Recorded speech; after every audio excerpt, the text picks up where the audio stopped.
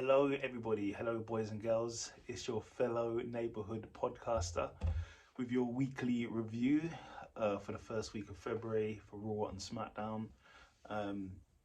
Like and subscribe. If you don't have time to watch Raw and Smackdown, this is your channel to come to because I always do the review of the week that commenced. Right, let's get into it. Like, subscribe, comment, and follow me on Instagram if you like below. So, it started off with Adam Pearce coming out to the ring. Basically, he announced that the Elimination Chamber will be happening in a couple of weeks, which is an event that I do like. I do like playing it on the game as well. So he basically said the Elimination Chamber will be happening. Then Bobby Lashley comes out with MVP. MVP is mad, saying basically, why is Bobby Lashley defending the title? He just fought for the title. Fought for the title the night before, obviously at Royal Rumble, which he won against Brock Lesnar. What's my previous review? It tells you all you want to know in that. I'm basically saying the champ shouldn't be doing that. It's too early for the champ. So Wydell was continuing to do that. Bobby Lashley was saying how he defeated Brock Lesnar, he pinned him, and he is the conqueror. He is the conqueror, really key to put the conqueror. Mind the wind, it's a bit windy around here. It's so windy, hope you can still hear me. Then as he proceeded to talk, then Brock Lesnar actually comes out.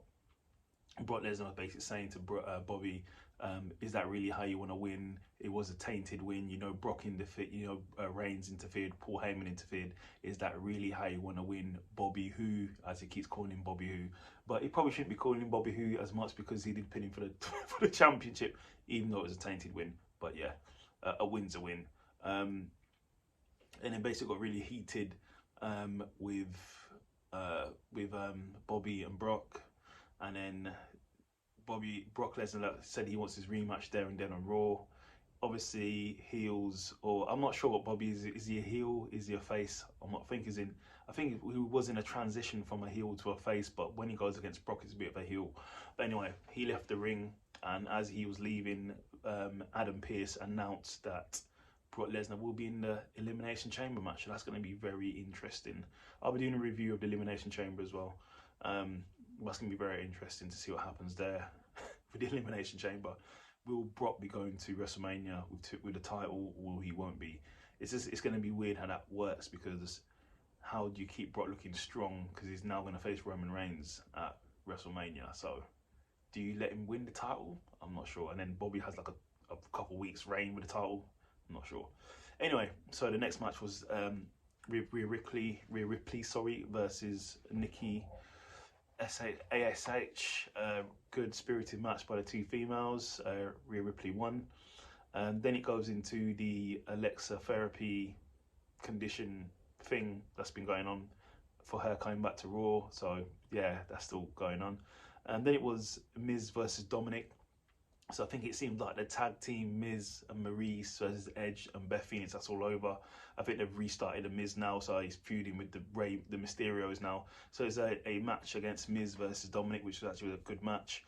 But then Miz played an injury, which tricked Rey, and then he got the victory, a tainted win, but it was a win. So he sort of moved on to things now, which is pretty good. I think it's time for him to start trying to get back to the championship, or some type of championship anyway. Then it was the KO show. Always like seeing the KO show with Seth Rollins was his special guest. Obviously they're going back and forth, and Seth states that he's going to be in the Elimination Chamber match. KO is like, hold on a minute, I have to qualify for the Elimination Chamber match. Why are you just getting in the Elimination Chamber match? But Rollins said he had a solid showing against Reigns. He did win on DQ. He did actually win the match, so he should be rightfully in there. Then after that proceeded to be a match for the Elimination Chamber qualifying. So it was KO versus Austin Theory. Spirited, actually pretty good match. Austin Theory won, so he's going to be in the Elimination Chamber, which will be very interesting. Then there was a one-on-one match with Dawkins and Ziggler, which was a decent match, pretty good match there, which Dawkins won. And then we had a promo. We do it every week. A promo for Veer Mahan. Veer Man, wherever his name is, he is lost somewhere. I think he's in the desert somewhere. I think he's been abducted by aliens because they can't find him. He's just gone missing, so I don't know where he is. He's lost. Then you had, so Chad Gable and Riddle were doing a scooter challenge. You have to do a lap of the arena, and whoever wins gets to the bottom of the ring and they win. Riddle was going to win this scooter race, but then Otis interfered, hit Riddle, which he landed on the floor, and then Gable won the whole thing. Then you had Riddle versus Otis, and if whoever wins goes into the chamber match, in which Riddle won the match, which was a pretty good match. Then you had Carmella versus Bianca Belair afterwards, pretty good match, Bianca Belair won. And then the last match of the night was AJ Styles versus Rey Mysterio. The winner goes into the chamber. It was an absolute awesome match. It was a brilliant match. A lot of counters here. 619s being hit, being reversed into the Styles Clash, then being reversed into multitude of things. Really a really solid match. These two, I'd always know these two would put in a solid match, and it was. In the end, after multiple counters, multiple moves, AJ Styles won with a reverse into the Styles Clash. So AJ Styles is now in the Elimination Chamber. So the Elimination Chamber now has Bobby Lashley, Seth Rollins, Brock Lesnar, Austin Theory, and AJ Styles. I'm missing someone. I don't think I am. But yeah, that's it. So then after that, the main attraction of the event was Ronda Rousey coming out, saying she doesn't know who she's going to face, whose title she's going to take. Is she going to take Charlotte's title? She's going to take Becky's title? She wasn't sure. Then Becky comes out, and Becky's basically going back and forth with Ronda, and then Ronda throws a fake, throws basically Becky over her shoulder with a judo toss, and fakes to break her arm, but she didn't break her arm. She threatened to break her arm, but she didn't. And then basically Ronda says she'll decide who her opponent will be on Friday Night SmackDown. And as Ronda left, Lita comes down, and Lita gets a massive ovation, and she goes to Becky, I want you at Elimination Chamber one-on-one. And then she basically said that Becky was scared. Becky goes, no, I'm not scared. First Becky says no, then Lita says, are you scared? Then Becky goes, I'm not scared, I will face you for the title match. Then the title match is on. How easy was that? Baby from a candy from a baby for Lita, basically. Okay, so that was Raw. Was it worth watching? Yeah, I'd say I'd watch it. I haven't said not to watch anything yet, so yeah, I'd say watch it. Then we go to SmackDown. So it starts off with Roman Reigns, the head of the table, the tribal chief, comes out. He has Paul Heyman explain it, and Paul Heyman's obviously with him as well. He explains what happened between him and Brock. He said basically Brock fired him from his position, then he had nowhere to go, so then he became Brock Lesnar's advocate and got him into the 5-way match, in which in turn Brock Lesnar won.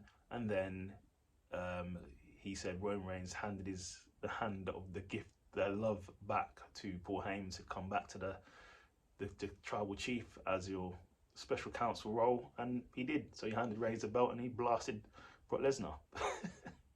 And then he proceeded to say that Brock Lesnar need protected from Roman Reigns, not that Roman Reigns need protected from Brock Lesnar.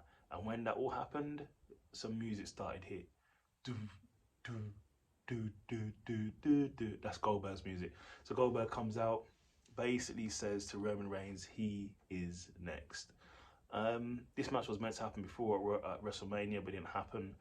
But they're doing it now. I believe this is Goldberg's last match in his contract, and then he's gonna get some kind of surgery, so he'll be out for a little while. And let's see where he signs up. May see him in AEW. We'll see.